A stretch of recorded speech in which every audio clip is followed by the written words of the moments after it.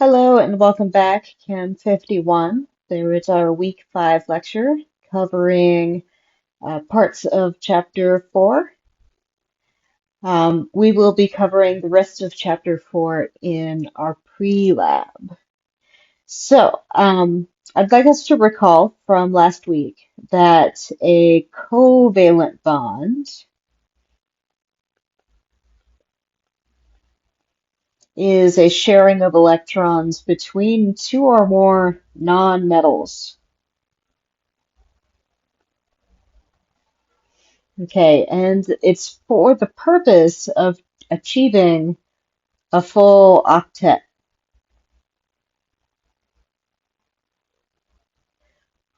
Okay, remember that each atom would like to have a noble gas configuration. It would like to have 8 electrons around it.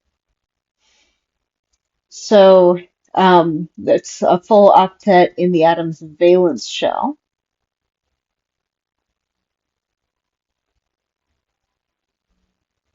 Remember that all of the inner shells are full before you get to the valence shell. Okay.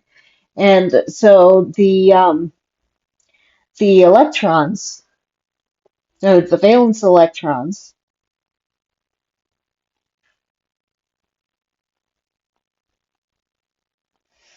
of one of the atoms are attracted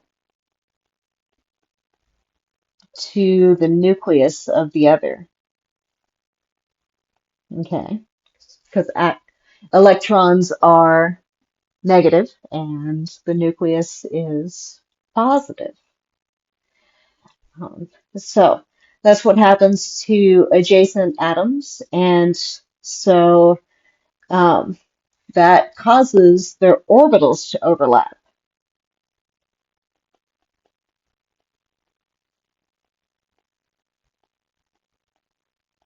Okay. And so a group of atoms held together with covalent bonds is called a molecule.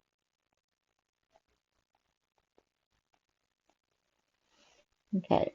So let's look at what electron sharing um, would look like. So let's start with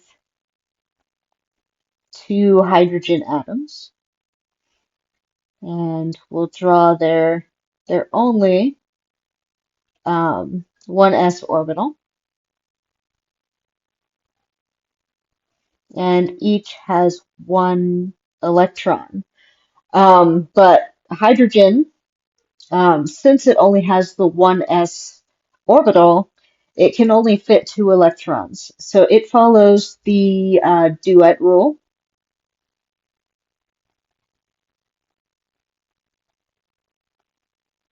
For hydrogen and helium. So helium has 2 electrons as a noble gas, and hydrogen has 1, but it would like 2.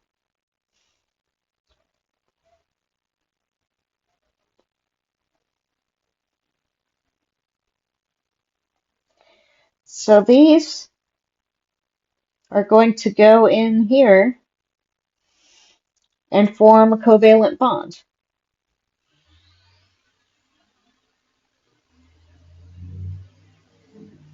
And you have something like this.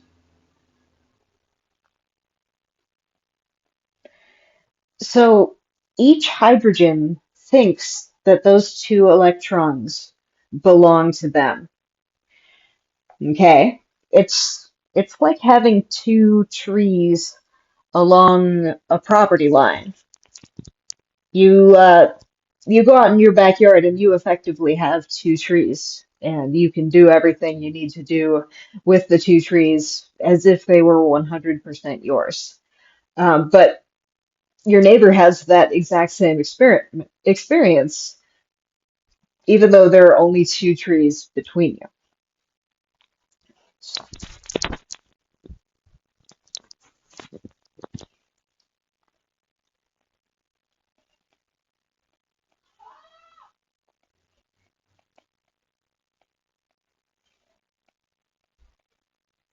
And we'll call this the bonding pair.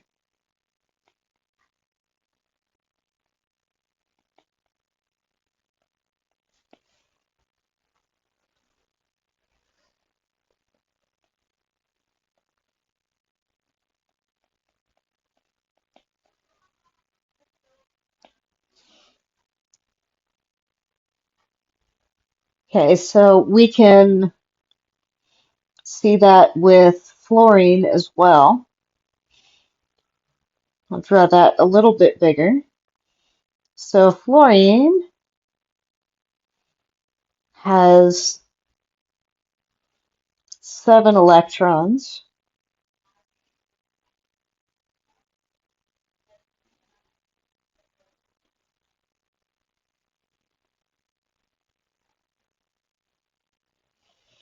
So it just needs one more. It's going to come in here. This one's going to come in here. And you have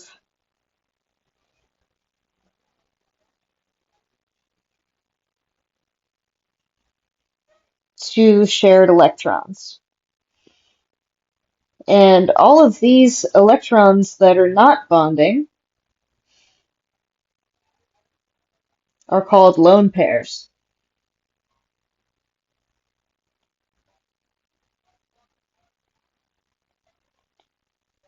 I know that sounds like an oxymoron, but that's what they're called.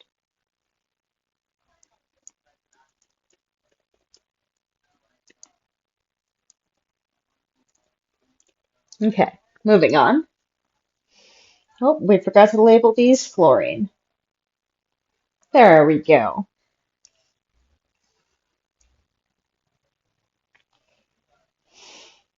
So, covalent bonds and the periodic table. In chapter 2, we learned from the electron dot symbols the number of valence electrons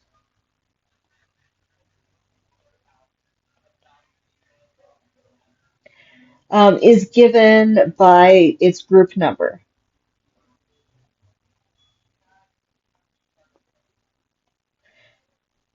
Group 4A has 4 valence electrons. And so I'd like you to check out figure 4.3 on page 104 of McMurray and note that the number of bonds for those groups are what are necessary to achieve a full octet.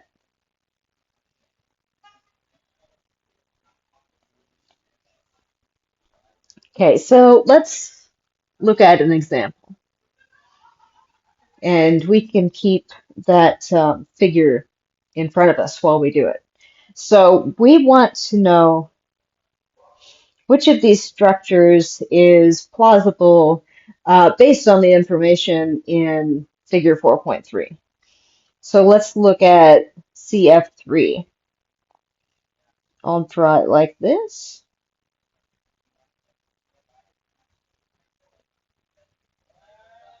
Okay. And draw in my lone pairs. Okay. So think for a second if this is plausible based on what it says for carbon or fluorine in figure 4.3. So this one's a no. Carbon needs 4 bonds.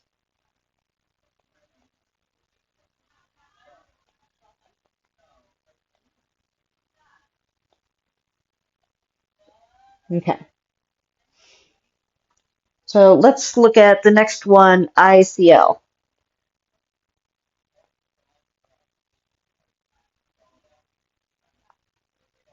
This line represents 2 electrons, by the way.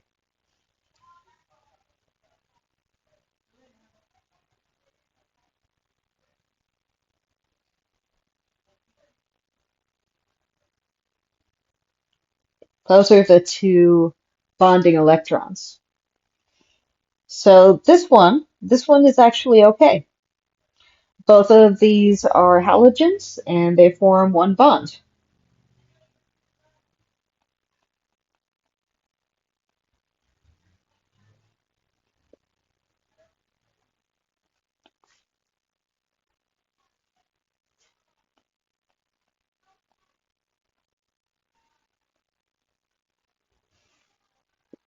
Okay, let's look at the next one, COH4.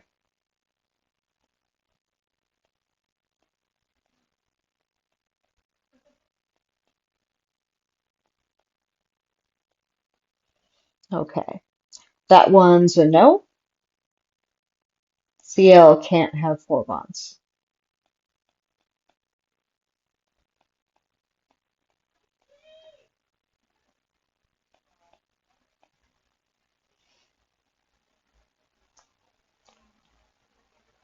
Okay, finally, let's look at silicon, SiP3.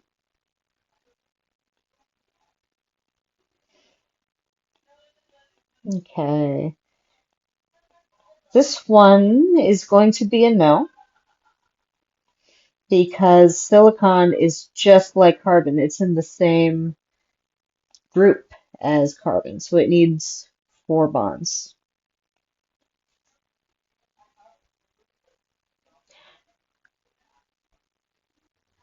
I'm sorry if this is making noise. My headphones keep falling out.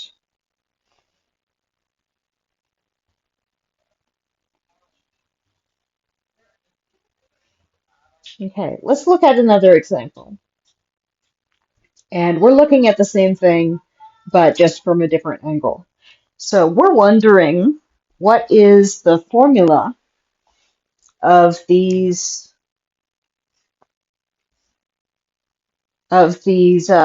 example molecules. So we've got C with some number of H's. So we know that C needs four bonds and H needs one bond. So it figures that we would get four H's. Okay? Carbon makes four bonds.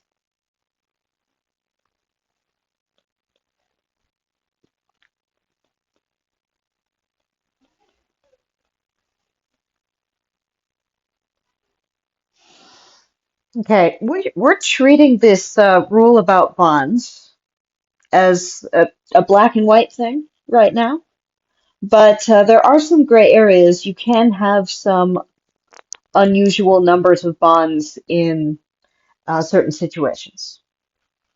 So, HF, how many Fs are there? Well, both fluorine and hydrogen only form one bond. So it makes sense that HF would be the formula.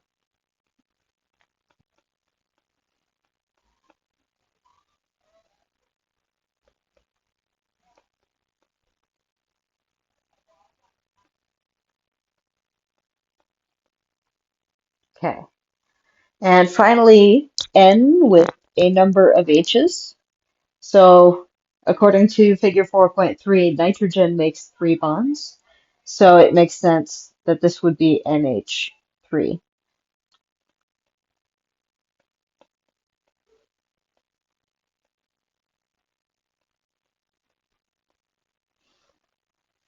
Okay.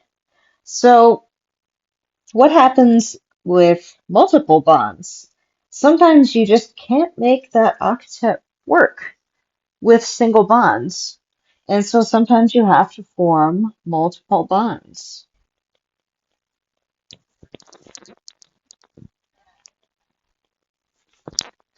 Okay, so you can have a double bond, and that's a sharing of four electrons.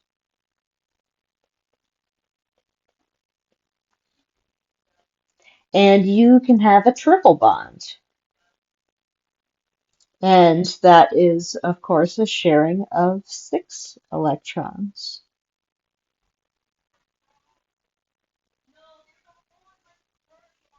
Okay, so let's look at some examples where a single bond is just not going to work. So we have CS2.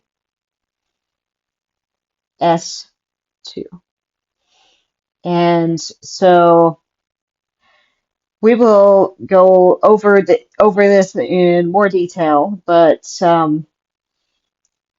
each of these sulfurs contributes 6 valence electrons, so that's 12, and carbon contributes 4, so that's 16. So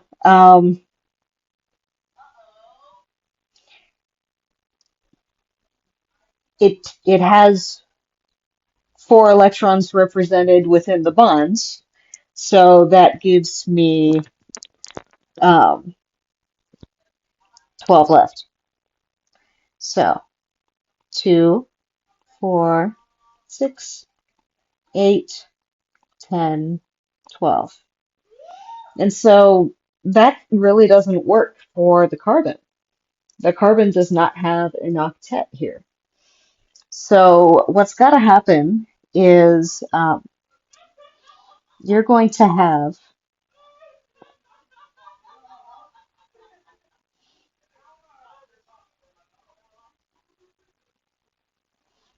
two electrons come in and two go away, and you have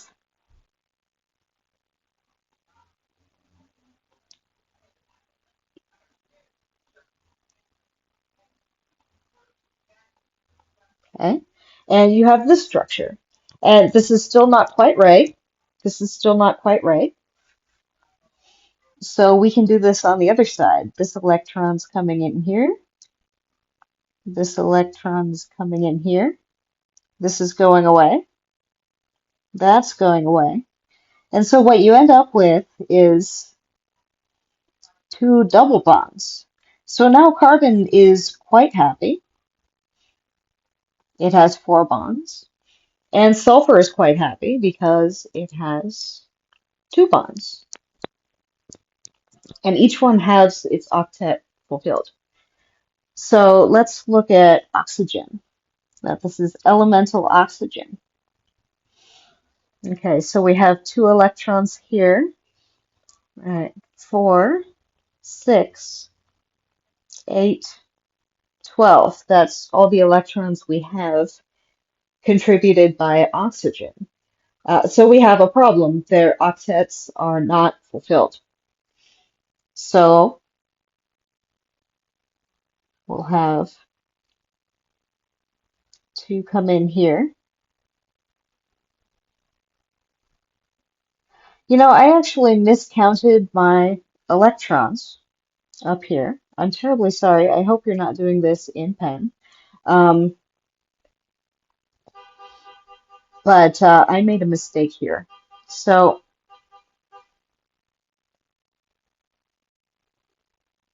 I would like to erase this.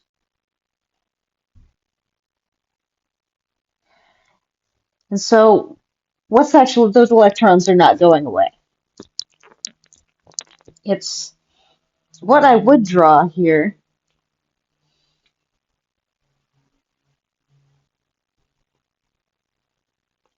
would be an incorrect structure where everyone had an octet, no matter what, just adding lone pairs willy-nilly. But we have too many here. So here's where things go away. These ones are going to come in here, and then these ones will go away, forming that double bond. But it's still too many electrons in the drawing based on what are contributed by the atoms. So we'll go in here. Sorry, these little fishhook arrows are sloppy. And then these two will go away. And then you end up with what we have drawn in the square here with the 2 double bonds to carbon. So you can essentially turn 4 electrons from 2 lone pairs into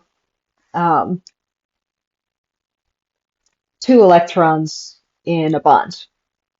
And then you have the correct number of electrons represented in the drawing.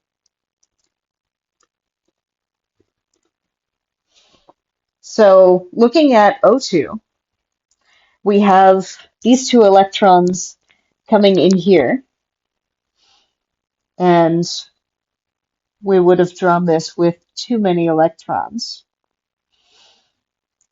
Then these guys are going away. And so we end up with O, double bond O, with two lone pairs on each one. Okay, so we absolutely had to put these multiple bonds to get a full octet using the electrons that were available. So let's look at another example, and we will decide where the single bond should, or where the double bond should go. So I've got C, H, H, O.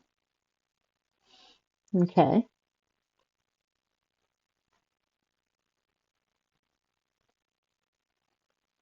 Everyone has their octet, but I have too many electrons represented. And we will go into more detail on this um, very soon. So we'll have these two come in here. These two go away. And then I'll have a double bond to O. Why couldn't I have put that on the hydrogens? The hydrogens can only form one bond. And it's because they only have that tiny 1s orbital to hold the electrons. So let's look at this one.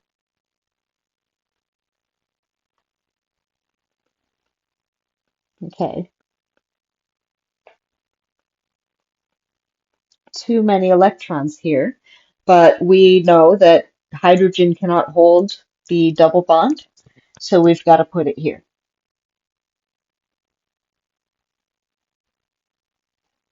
And I should have been drawing these with as single arrows,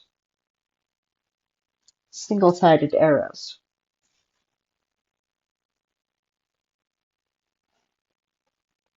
And then everyone has the number of bonds that it would like. Okay, so far we've shown examples of um, covalent bonds where one electron is contributed from each atom. But sometimes you have a coordinate covalent compound.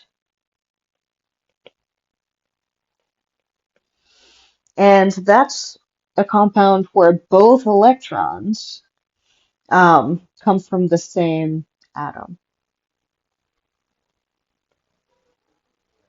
So both of the electrons in the covalent bond come from the same atom.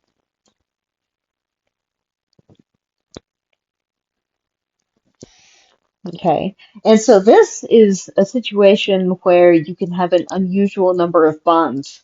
We can kind of break the rule a little.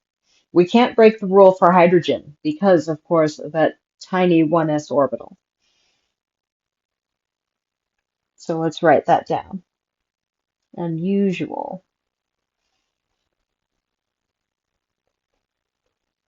number of bonds. Okay, so we have NH4 with a plus charge. It is a polyatomic ion. It is the ammonium ion.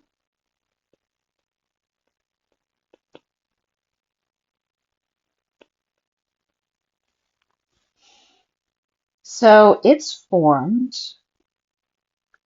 by being the molecule ammonia with that lone pair. And this H plus ion, since hydrogen only has one electron, it lost its only electron. So this lone pair is going to come and grab it.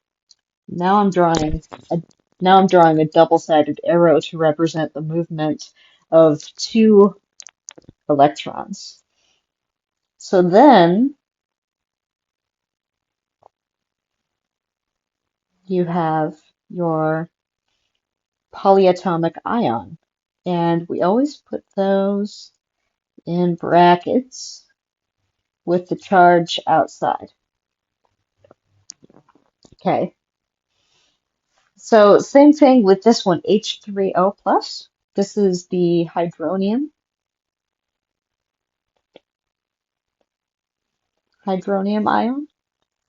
And so this starts out as water,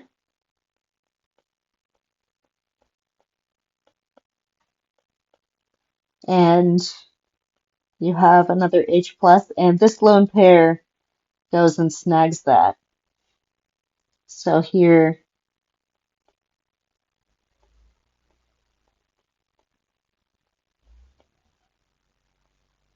you have your ion.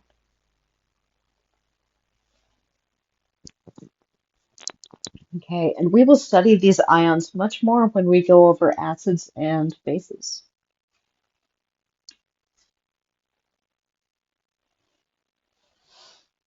So let's look at the molecular formulas and Lewis structures. We will be getting into Lewis structures in the next lecture that's focused on the activity, but we're just going over what the concepts are right now.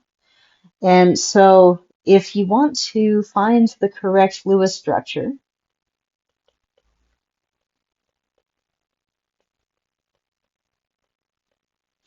just as I've been drawing so far, and you've been so kind as to take my word for it. So it's based on the molecular formula,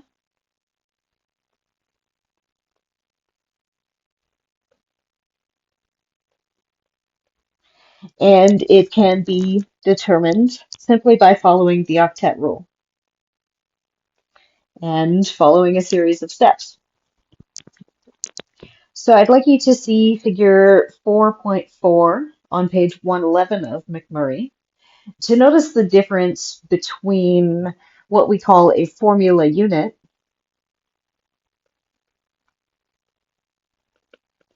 of an ionic compound and a molecule.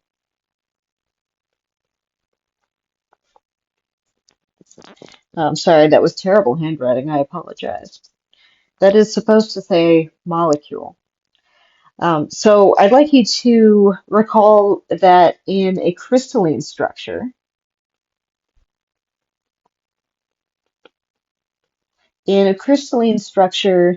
of an ionic substance, all of the ions are bonded together.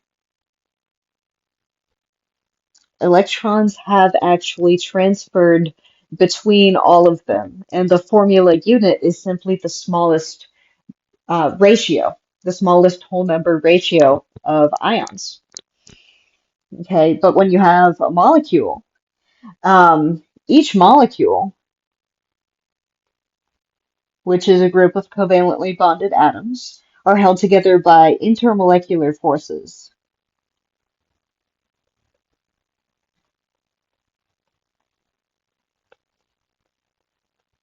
So much weaker. So let's just look at an ionic compound versus a covalent compound. So we have K bonded to F, bonded to K, bonded to F. Same thing down here. And we're just going to imagine it in 3 dimensions because art skills are not required for the class. So all bonds, very strong. But then if you have an H2O molecule,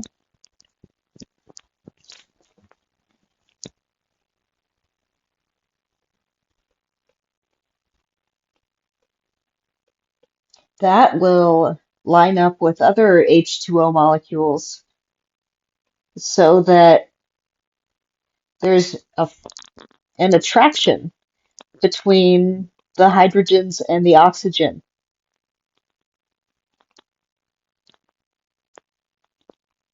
So, I'm sorry, that is supposed to be a hydrogen.